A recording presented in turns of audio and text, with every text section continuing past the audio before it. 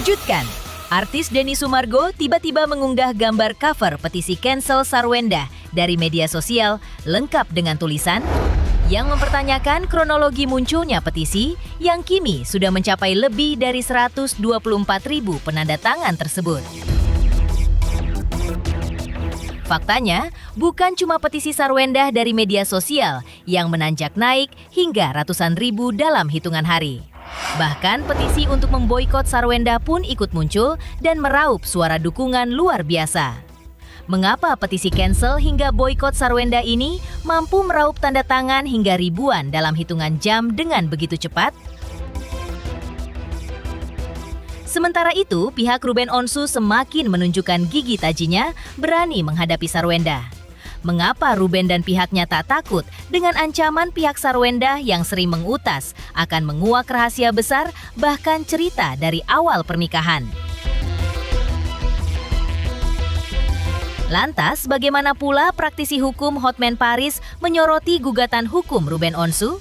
Benarkah kans Ruben untuk menang lebih tinggi daripada Sarwenda dan pihaknya? Pemirsa, bersama Intens Investigasi kami hadirkan kabar terkini, terpercaya, dan teraktual. Tetapi sebelumnya, jangan lupa untuk like, subscribe, dan juga share channel YouTube ini.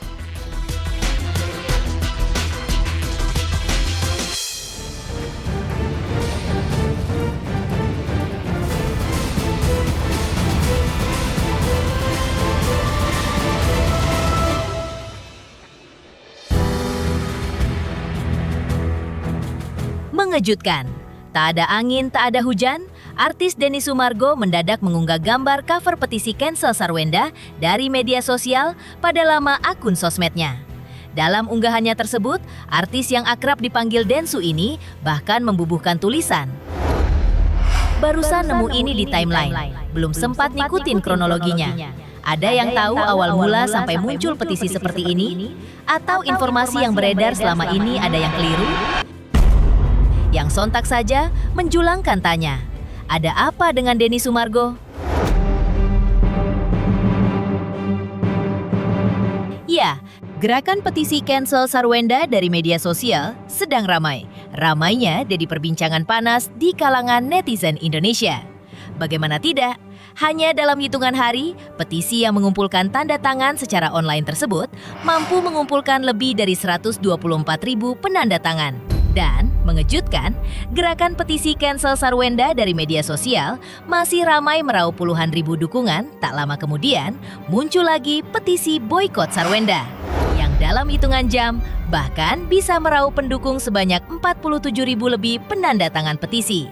Dan angka ini bisa bertambah setiap saat hanya dalam hitungan hari. Tak pelat, tanda tanya pun mencuat. Bagaimana petisi cancel dan boikot Sarwenda ini bisa muncul dan bisa dengan cepat meraup ribuan orang yang memberikan dukungan tanda tangan hanya dalam hitungan jam? Yang sontak turut mengulik reaksi Minola Sebayang.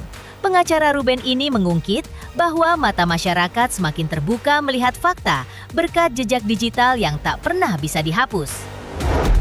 Jadi kan semakin kesini mungkin masyarakat semakin terbuka matanya melihat fakta-fakta, bahkan mungkin jejak digital yang selama ini mungkin diabaikan, kemudian dikulik-kulik akhirnya muncul lagi, kan begitu ya. Terus kemudian ada aksi-aksi yang juga dilakukan oleh S gitu ya, misalnya dengan aksi-aksi ke Komisi Perempuan, memberikan pernyataan-pernyataan, kan begitu ya, membuat laporan. Jadi akhirnya ini juga akan mengusik rasa penasaran masyarakat dan netizen, bagaimana sebenarnya fakta yang sebenarnya gitu. Kenapa ini orang kok artinya dari masalah kecil hanya diharapkan jaga lisan, jaga sikap, dan kemudian meminta maaf kepada orang yang diciderai harga dirinya. Ruben kok berat sekali, kan begitu, malah jadi melebar kemana-mana, bahkan menyerang netizen, kan begitu ya. Nah, jadi ini yang membuat mungkin makin hari orang makin mencoba mencari tahu jejak-jejak digital itu, terus kemudian mencoba mempelajari apa yang kami sampaikan, mempelajari apa yang mereka sampaikan. Kalau kita kan menyampaikan sesuatu kan selalu kita tunjukkan ini faktanya, ini buktinya. Ya, sama seperti uang nafkah. Kalau dikatakan Ruben tidak memberikan nafkah anak-anak, salah. Karena Ruben selama ini memberikan uang nafkah anak-anak bertahun-tahun. dan nilainya juga tidak kecil. Kalau dikatakan beberapa bulan ini Ruben tidak memberikan, ada alasannya. Karena alasannya itu, kalau kita melihat pasal 1 ayat 2 Akta 39 itu kan dikatakan akan disampaikan terlebih dahulu untuk didiskusikan. Angkanya nggak ada ditentukan. Jadi harusnya disampaikan dulu, baru didiskusikan. Ini kan nggak terjadi. Ketika Ruben mengatakan ini uang apa? Berapa fixnya? Kok kenapa tiap bulan berubah-ubah? Kan Ruben hanya menunggu jawaban sesuai dengan apa yang disepakati dalam Akta 39 itu. Tapi kemudian yang keluar adalah Ruben tidak membayar. Loh, kita belum bisa membayarkan tanpa ada penyampaian dan diskusi. Itu sesuai dengan apa yang disepakati oleh kedua belah pihak. Kan begitu ya. Nah, jadi ini yang mungkin masyarakat melihat. Loh iya dong. Ya, ternyata apa yang disampaikan oleh Ruben Onsu itu lebih masuk akal. Nah, sementara mungkin mereka melihat ada hal-hal yang tidak mengalir yang disampaikan oleh kubu sebelah gitu misalnya. Ya, ini juga membuat akhirnya masyarakat tergerak hatinya bersama-sama untuk memberikan sanksi sosial. Ya, jadi kalau misalnya kemudian sampai hari ini sudah mencapai 80.000, bahkan saya baca terakhir tadi yang muncul di beranda saya sudah 100.000 misalnya. Bahkan mungkin bisa lebih. Ya ini kan nggak bisa dicegah. Karena ini adalah aksi daripada reaksi daripada masyarakat dan netizen yang melihat adanya aksi yang untuk mereka itu aksi yang tidak seharusnya seperti itu. Ya, ibarat pepatah siapa yang menabur, dia pula yang menuai. Lantaran ini pula, Ruben Onsu dan pihaknya mengaku tak takut dengan aksi pihak Sarwenda. Yang pasca Ruben resmi melayangkan gugatan hak asuh anak di pengadilan, pihak Sarwenda diduga menggulirkan ancaman akan menguak rahasia besar, termasuk cerita dari masa awal pernikahan hingga akhir perkawinan Sarwenda. Ancaman ini sontak mengulik reaksi pihak Ruben secara mengejutkan. Karena Ali menunjukkan rasa takut ataupun gentar, Minola Sebayang bahkan tegas menyatakan, kami tidak pernah takut.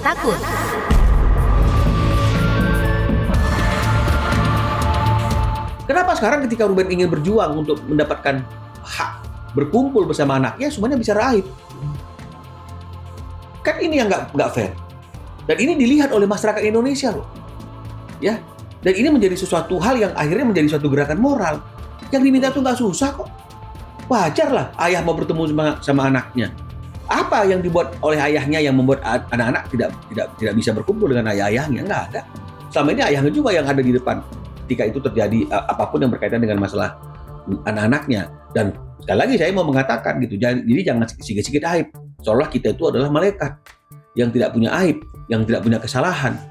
Nah, jadi sama seperti yang dibilang oleh Ruben dalam podcast itu, mau saling buka-bukaan aib. Tujuannya apa? Kecuali satu, anak-anak akan jadi malu.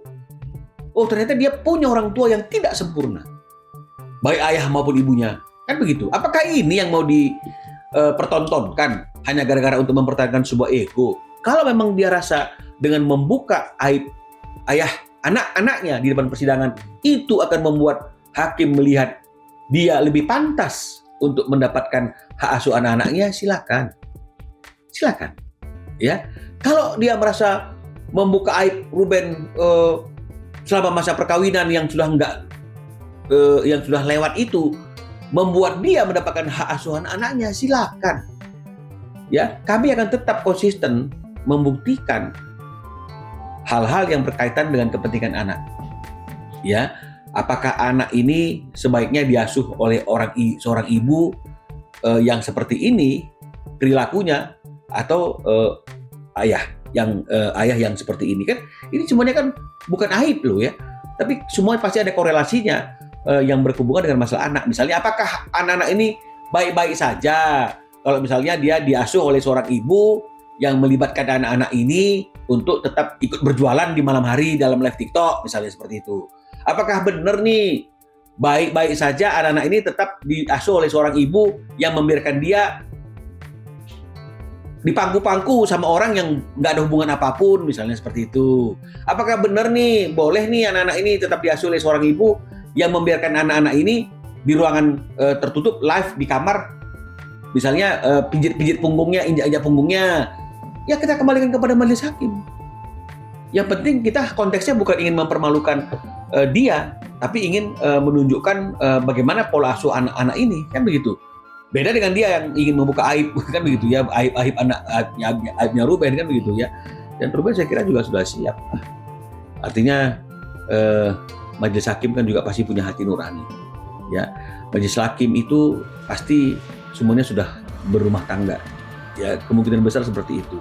Jika laki-laki, pasti dia seorang ayah. Jika wanita, hakimnya nanti pasti dia seorang ibu. Pasti mereka memiliki sense of sensibility sebagai seorang ibu, sebagai seorang ayah untuk menilai apa yang kami ajukan ini secara objektif. Ya, jadi kami tidak pernah khawatir, kami tidak pernah takut dengan ancaman-ancaman bukti akan membuka aib di depan persidangan. Silakan buka aib. Kalau memang menurut dia dengan membuka aib Ruben, membuka aib ayah kandung anak-anaknya, itu adalah tiket dia untuk tetap mempertahankan hak asuh yang sekarang ini ada padanya, silakan. Gugatan hak asuh anak yang sudah resmi diajukan secara hukum oleh Ruben Onsu dan pengacaranya juga mendapat sorotan dari pengacara kondang Hotman Paris. Benarkah menurut Hotman Paris, pihak Sarwenda bisa kalah menghadapi Ruben?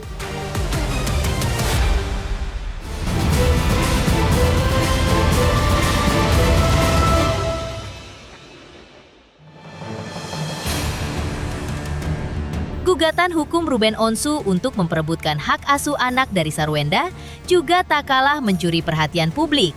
Sampai-sampai praktisi hukum Hotman Paris pun turut ikut menyoroti.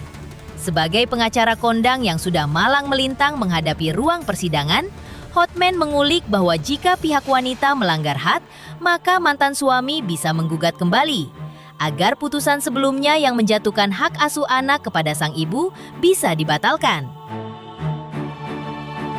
Intinya adalah apakah ketentuan dalam putusan pengadilan itu dilanggar atau tidak. Itu aja. Enggak, bukan normalnya. Apa kata putusan pengadilan? Ngerti nggak?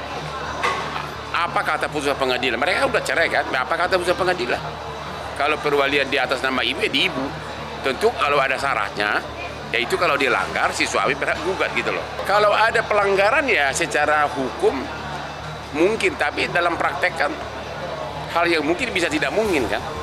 Ini negara hukum kadang-kadang aneh gitu kan. Mungkinkah Ruben Onsu memiliki kans besar untuk bisa memperebutkan hak asuh anaknya dari Sarwenda? Yang jelas, sebagai praktisi hukum Hotman Paris mengutas bahwa Ruben bisa menang jika memang ada bukti yang dilanggar. Salah satu contohnya, bukti pelanggaran berupa hak berkunjung yang dilanggar, meski hak perwalian ada di pihak sang ibu.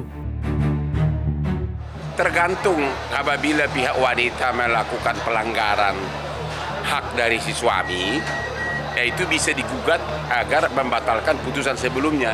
Misalnya, kalau dalam putusan pengadilan sebelumnya diberikan bahwa si suami berhak mengunjungi sekian kali seminggu, dia berarti ada pelanggaran kan, dia berhak gugat.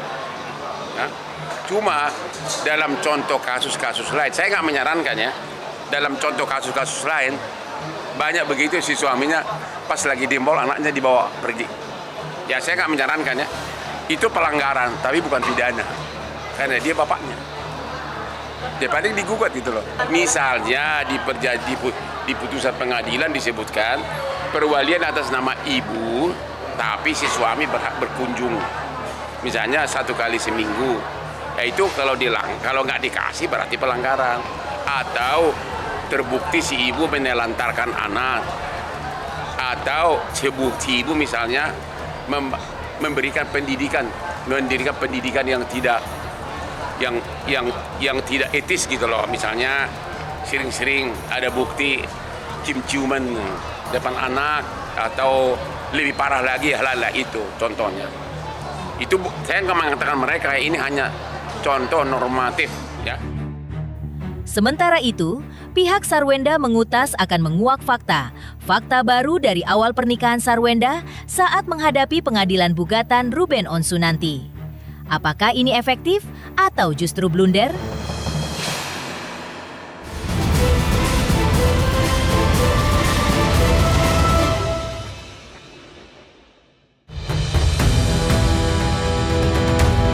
Sementara Sementara Ruben Onsu dan pihaknya serius bersiap atas gugatan hukumnya untuk memperebutkan hak asuh anak dengan Sarwenda, pihak Sarwenda pun tak kalah meretas strategi.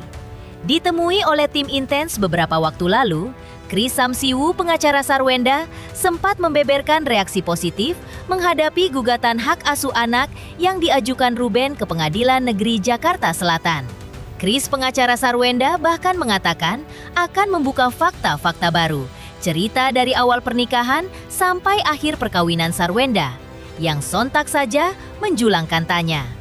Mungkinkah cerita masa lalu pernikahan Sarwenda ini ampuh bisa melawan gugatan hukum Ruben Onsu, yang kini statusnya bahkan sudah jadi mantan suami? Kami menanggapi hal tersebut dengan positif ya. Karena seperti yang kami sampaikan juga sebelumnya di preskon kami dan wawancara sebelumnya, bahwa memang kami menghimbau untuk mari kita sama-sama menjaga ruang digital yang kondusif. Demi siapa? Demi anak-anak. Dengan masuknya gugatan ini kami menanggapi positif. Memang kita sudah cek juga di Pengadilan Negeri Jakarta Selatan, memang sudah ada pendaftaran gugatan hak asuh dari klien Bang Minola ya, dari Ruben Onsu. Ya, jadi kami akan pelajari dulu, memang kami belum lihat juga apa isi gugatannya, tetapi terkait hak asuh. Nah, kami memang menunggu momen ini, kenapa? Karena dengan gugatan di pengadilan, maka kami juga akan membuka semua hal yang belum pernah kami sampaikan di media, akan kami sampaikan. Yang mana yang kami sampaikan adalah fakta, dari awal pernikahan sampai dengan akhir. Kami sebagai kuasanya Bu Sarwenda juga akan mempertahankan bahwa klien kami adalah yang paling berhak atas hak asuh.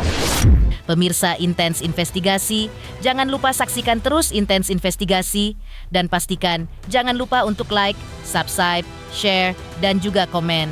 Tim redaksi Intens Investigasi juga mengucapkan banyak terima kasih kepada semua subscribers hingga channel Intens Investigasi kini menuju 4 juta subscribers.